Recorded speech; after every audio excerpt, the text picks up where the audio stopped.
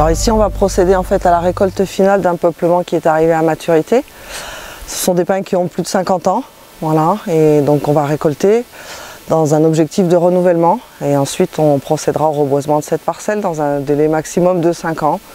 Alors généralement on intervient plutôt en moyenne au bout de 2 ans, voilà, le temps que les terrains reposent et on repart pour un cycle. On valorise quasiment tout dans le pin, y compris les aiguilles, puisqu'aujourd'hui on fait beaucoup d'huiles essentielles. De ces arbres-là, différents produits vont être sortis, du classique, hein, de la menuiserie, de la charpente, bois construction, du déroulage pour les contreplaqués, et après tout ce qui est produit caisse, la palette, et après on va vers les produits de trituration, voilà, papier, carton.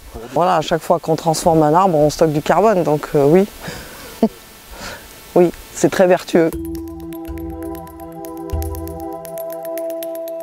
Là, on va procéder à une coupe rase, ça dépend de la qualité qu'on trouve donc, au niveau des pins. Par exemple, on voit qu'il y a des champignons, ça veut dire que c'est un pain qui est chauffé intérieur, donc le cœur de pain est pourri, donc ça passe plutôt en papeterie parce qu'au niveau qualité ça passe pas.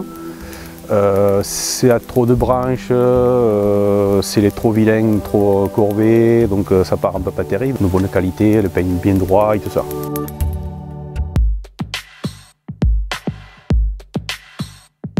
Alors là, c'est un Komatsu 951. Donc c'est le plus grand de la gamme abatteuse de chez Komatsu. C'est une machine à 6 roues. Niveau puissance, ça développe je crois 260 chevaux. C'était plutôt dédié pour faire une grosse coupe. Alors ça c'est la tête d'abattage. Vous avez le couteau de débranchage. C'est le premier couteau qui prend les branches là. Après vous avez les deux couteaux là qui font la 12e partie. Le rouleau d'entraînement, donc c'est ça que ça sert à pousser l'arbre sur la tête. Les deux couteaux de bas, donc ça sert à débrancher davantage. Et après, une fois que c'est à bonne longueur, on a la scie qui va scier le bois à longueur qu'on veut.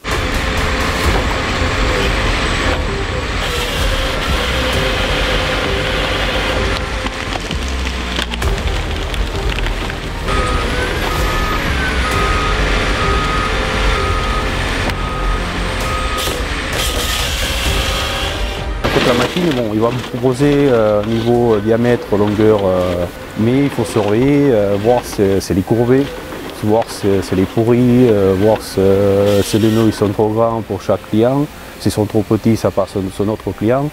Surveiller aussi longueur, diamètre donc, de chaque produit, pour voir s'il est bien dans le carnet de charge qu'on nous demande.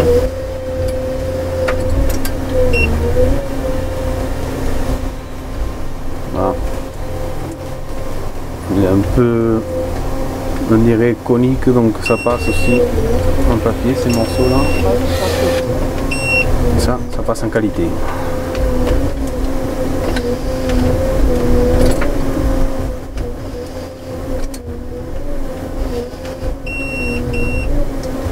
Là, ça passe encore pour celui-là.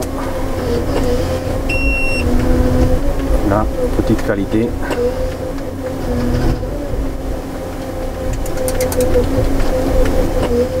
Là.